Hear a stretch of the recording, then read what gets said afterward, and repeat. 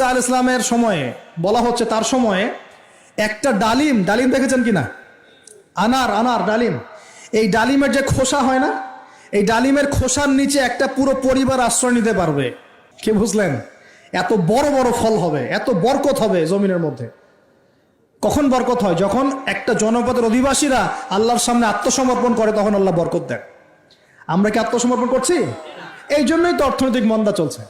এমনি এমনি নাকি?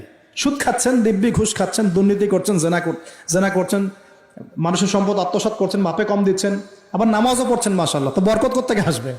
তো বরকত কখন আসে? যখন একটা কওম আল্লাহর সামনে সম্পূর্ণ আত্মসমর্পণ করে। একটা ডালিম হবে, এটা রূপকথা নয়, এগুলা গাল গল্প বলছি না।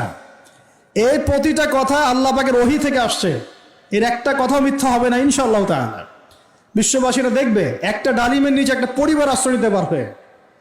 এত স্পেসিফিকলি বলা হয়েছে হাদিসগুলোতে।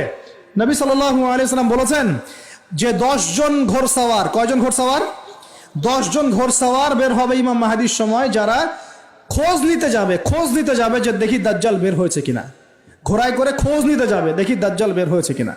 ওই 10, নবীজি বলছেন আমি ওই 10 জনের নামও জানি, ওদের বাবার নামও জানি। সুবহান।